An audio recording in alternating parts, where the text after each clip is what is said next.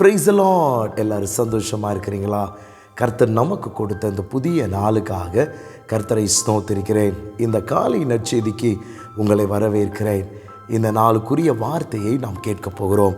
கொலோசியர் 3ஆம் அதிகாரம் 15வது வசனம். தேவ சமாதானம் உங்கள் இருதயங்களில் ஆளக்கடவது, இதற்கென்றே நீங்கள் ஒரே சரீரமாக அழைக்கப்பட்டீர்கள்.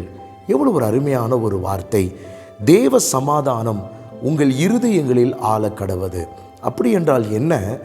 ஆண்டவர் கொடுக்கிற அந்த தேவ சமாதானம் நம்முடைய இருதயங்களில் ஆளும்படி கர்த்தர் விரும்புகிறார்.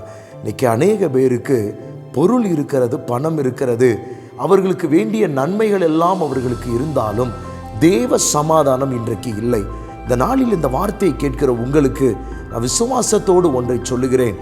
தேவ சமாதானம் உங்கள் இருதயங்களில் ஆண்டு கொண்டு இருக்கும் பொழுது நிச்சயமாக என்னால் சொல்ல முடியும், நீங்கள் கர்த்தருக்குள் பலனுள்ளவர்களாய் மாற முடியும். அநேக பேருடைய வாழ்க்கையில் சமாதானம் இல்லை, தெய்வீக சமாதானம் இருதயத்தில் இல்லை. ஆனால் வசனம் சொல்லுகிறது தேவ சமாதானம் உங்கள் இருதயங்களில் ஆளக்கடவது. அநேக விதமான சோர்வுகள், சில விதமான வார்த்தைகள் நமக்கு எதிராய் வரும் பொழுது நீங்கள் என்ன செய்ய வேண்டும் என்றால், அந்த வார்த்தைகளுக்கு உங்கள் இருதயத்தில் இடம் கொடுக்காதபடி தேவ வார்த்தைக்கு உங்கள் இருதயத்தில் இடம் கொடுத்து, அவருடைய வசனத்திற்கு நீங்கள் இடம் கொடுத்து தேவனை நோக்கி விண்ணப்பம் செய்து ஜெபம் பண்ணும் பொழுது எல்லா புத்திக்கும் மேலான தேவ சமாதானம் உங்கள் சிந்தைகளில் இருதயங்களில் ஆள கர்த்தர் உதவி செய்வார். இந்த நாளில் விசுவாசத்தோடு சொல்கிறேன், எந்தெந்த இடத்துல சமாதானம் இல்லையோ என் கர்த்தர் தேவ சமாதானத்தை தருவார்.